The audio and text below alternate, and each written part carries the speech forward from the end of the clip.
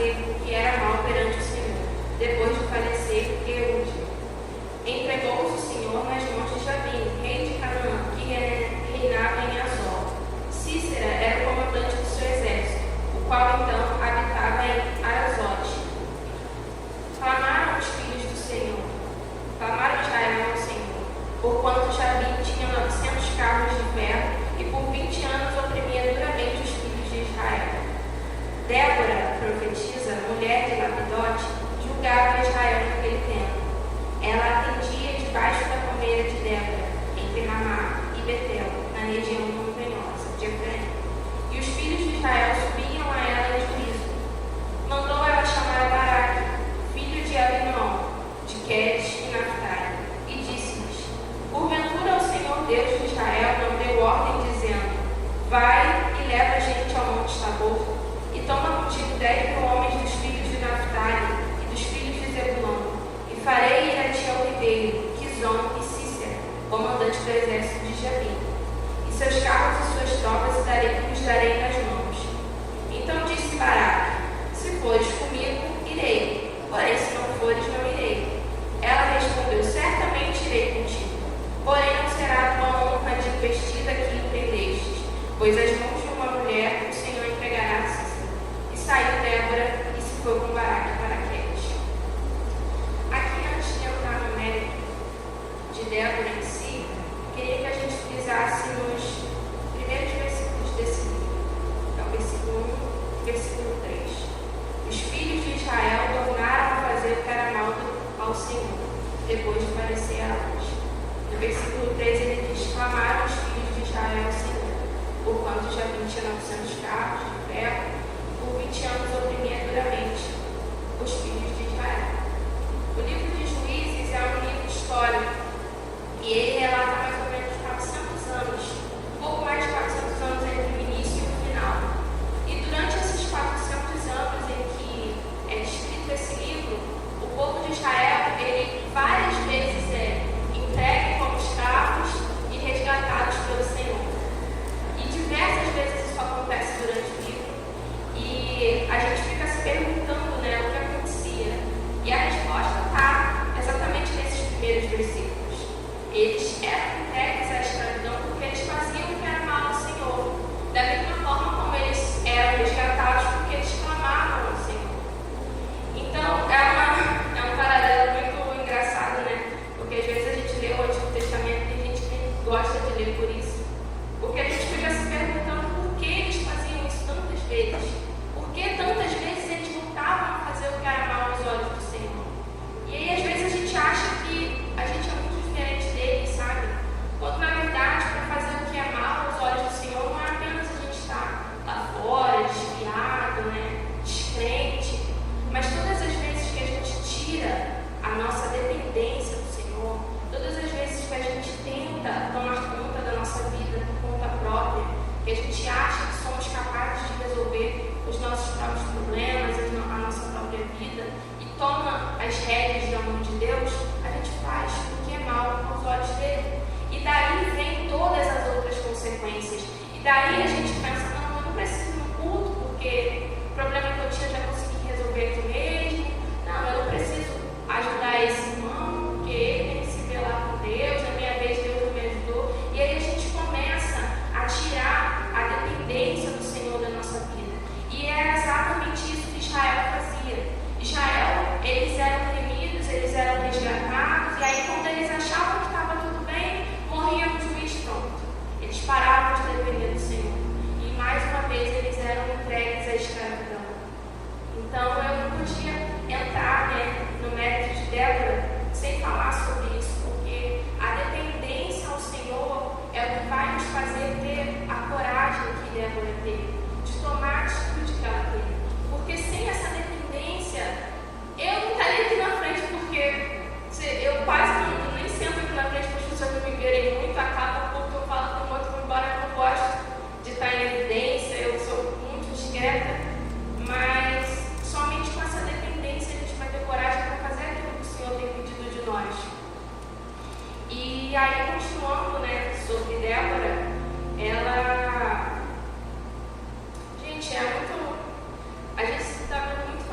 guerras, né? E aí eu faço uma pergunta para vocês: alguns de vocês iriam para a guerra sem preparo nenhum, sem experiência, sem treinamento? Eu não iria, né? Eu acho que eu não iria, mas Débora foi. E Débora foi muito corajosa. E o que me encanta não é nem somente esse apelo feminino, mas realmente essa questão dela depender do Senhor e dela depositar a confiança nela naquilo que o Senhor havia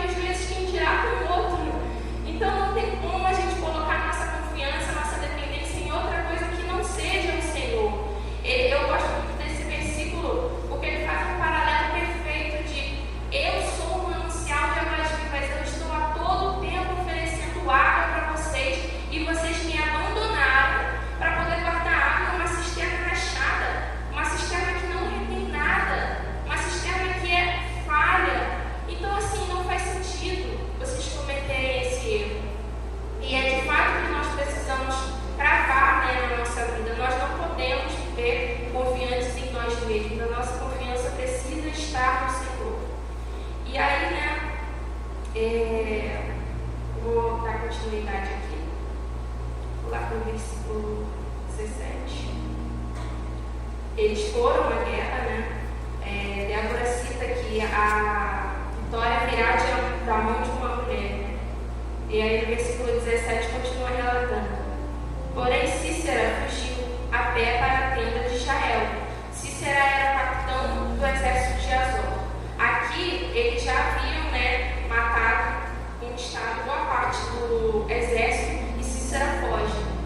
Cícera fugiu a pé para a tenda de Jael, mulher de Éber, Queneu, porquanto havia paz entre Jabim e rei de Azor, a casa de Éber, o Queneu. Ou seja, essa casa aqui era uma casa que tinha paz com aquele rei, então ele confiou de estar ali por isso, né?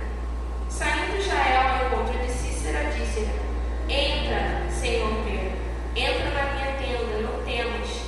Retirou-se para sua tenda e ele pôs sobre ela uma coberta.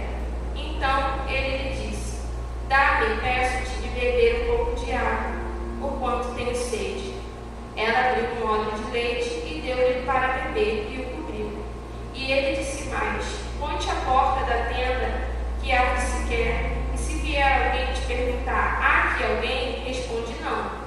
Então Jael, mulher de Éber, tomou uma estaca da tenda e a lançou-lhe da mão de martelo e foi-lhe mansamente e lhe cravou a estaca na fronte, da sorte que penetrou em terra, estando ele em profundo sono e muito exausto, e assim morreu. E eis que, perseguindo Baraque a Cícera, Jael lhe saiu ao encontro e lhe disse: vem e mostrarei-te o homem que procuras. Ele a seguiu, e eis que Cícera jazia morto, e a estaca na fronte. Assim Deus, naquele dia, humilhou a Jabim, rei de Israel, diante dos filhos de Israel. E mais uma vez, Deus cumpre a palavra dele, né? Ele disse que a vitória viria por meio das mãos de uma mulher, e essa mulher também super corajosa, né? Eu também não sei se eu teria essa coragem. Ela consegue derrotar Cícera. Mas isso também não seria possível se não fosse por Deus, né? Só Deus injeta essa coragem em nós, essa confiança para fazer aquilo que Ele nos chamou para fazer. E aí eu queria fazer um paralelo que eu acho bem interessante. Todas as vezes que a gente olha para o Antigo Testamento e a gente olha para o povo de Israel, a gente vê que eles clamavam muito por uma libertação física, por uma libertação política, por uma libertação. Eles, vira e mexe, eles tornavam a ser escravos.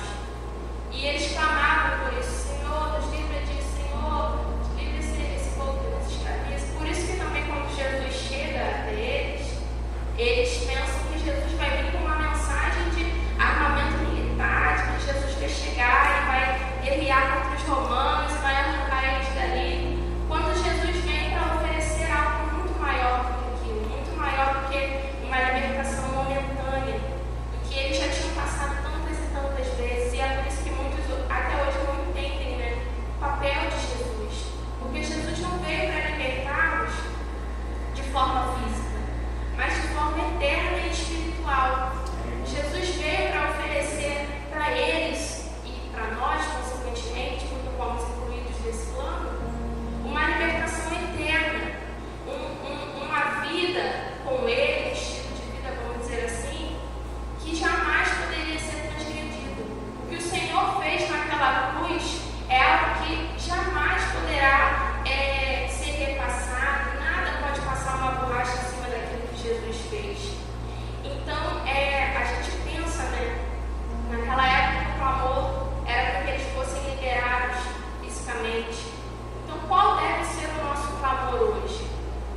E aí eu tenho um versículo em Apocalipse, e eu estava conversando com meu tio Mazinho, e ele me mostrou esse versículo. Eu achei que assim, fala perfeitamente de acordo com aquilo que nós devemos clamar. Em Apocalipse 22, a partir do versículo 12, diz assim: e eis que cedo vem, e o meu galardão está comigo, para dar a cada um segundo a sua obra.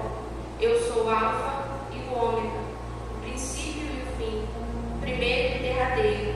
E aí, pulando para o versículo 17, ele diz: e o Espírito e a esposa dizem: vem. E quem ouve, diga: vem. E quem tem sede, venha. E quem quiser, tome de graça da água viva.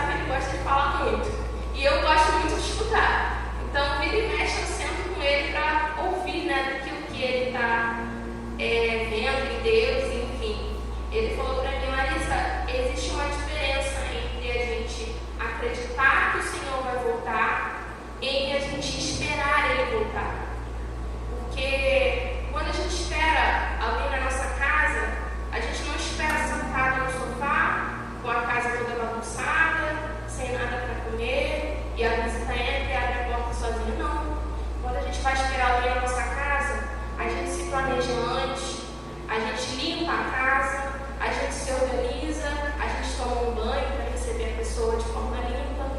E da mesma forma é a espera pela volta do Senhor. Não tem como a gente dizer que está esperando o Senhor sem estar fazendo nada. E principalmente sem estar fazendo nada dentro do nosso corpo, da igreja da noiva, que é justamente a ela que a gente deve arrumar, limpar.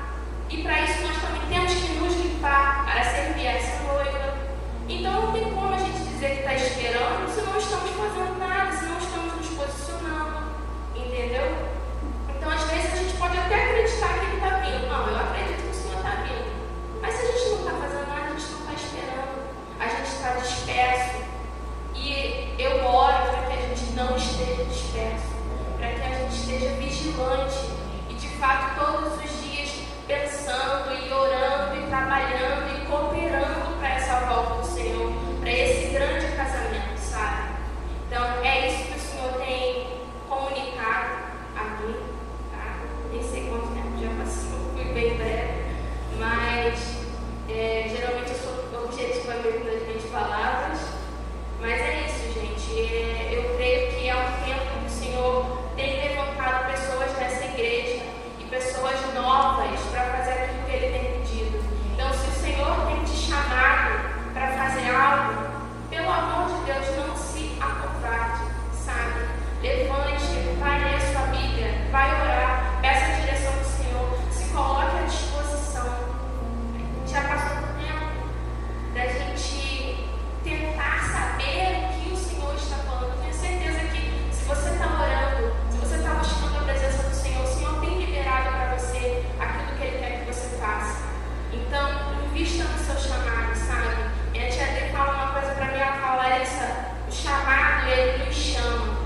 No ano passado, quando eu voltei naquela conferência, eu voltei, acho que da mesma forma que eu voltei esse ano, eu falei, tia, eu preciso saber o que o Senhor quer de mim. Por quê? Ano passado eu não sabia. E ela falou, Larissa, gasta tempo com o Senhor, porque o teu chamado vai te chamar. E essa é a mesma mensagem que eu passo para vocês, irmãos. Gastem tempo com o Senhor.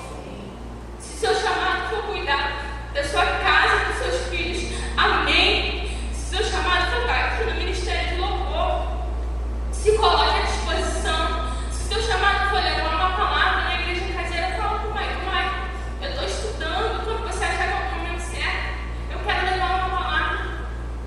Graças a Deus nós temos líderes e um pastor que são humildes, que dão oportunidade, que nos escutam. Então, gastem tempo com isso, gastem tempo em saber do Senhor o que Ele quer de nós para esse tempo. Eu lembro que na primeira pregação que o Antônio fez esse ano, ele disse que o Senhor ia cortar, sabe? Ia cortar algumas coisas esse ano. Essa foi a primeira pregação do ano. E ele disse, nós precisamos dar fruto, porque o ramo que não dá fruto vai ser cortado. E todas as vezes que eu vejo isso, eu me lembro de Moisés, porque Moisés trabalhou tanto para o Senhor, e acho que isso é uma das partes que mais me deixa triste do Antigo Testamento. Mas o Senhor deu uma ordem a ele, e ele fez outra. E Moisés foi cortado daquele plano. Que a gente não venha cometer o mesmo erro, que o Senhor está nos dando uma ordem expressamente, clara, e a gente está indo fazer outra. Nós temos que ser participantes daquilo que o Senhor está fazendo hoje, daquilo que o Senhor quer fazer na igreja através de nós.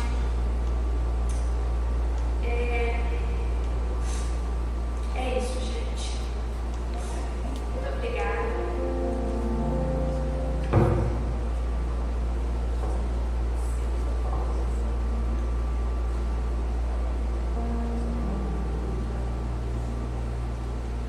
Irmãos, diante desse momento que a Larissa falou, né, sobre a gente gastar tempo com o Senhor, quero que a gente tire um tempo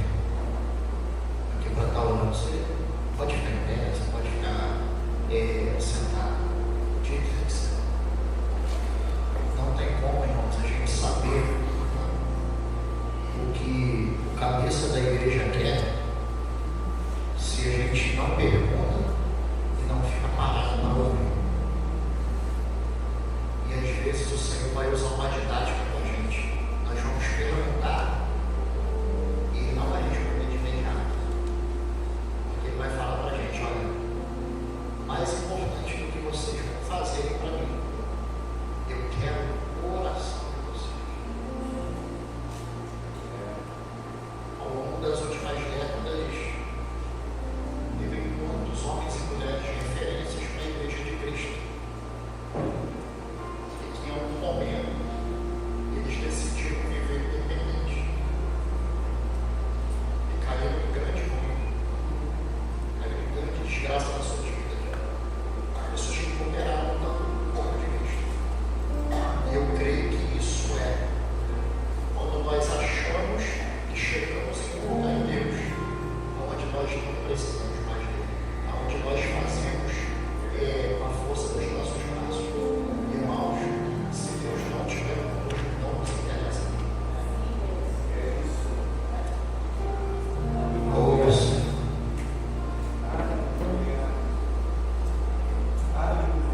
Senhor, nós estamos como igreja aqui, Senhor, como parte da tua noiva, Senhor.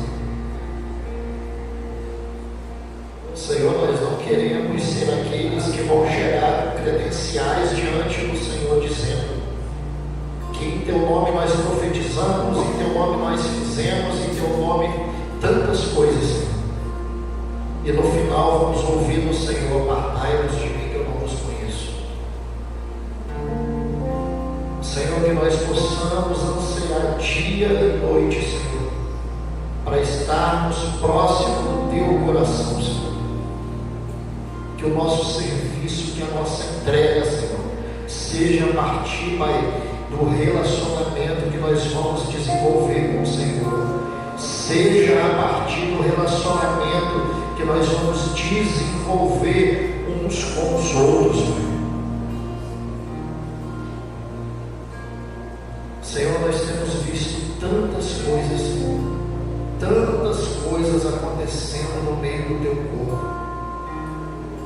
Senhor, tantas divisões, Senhor, tantas brigas sem necessidade. E com isso, Senhor, nós te pedimos perdão, Senhor, porque nós estamos pecando contra o teu corpo. Nós estamos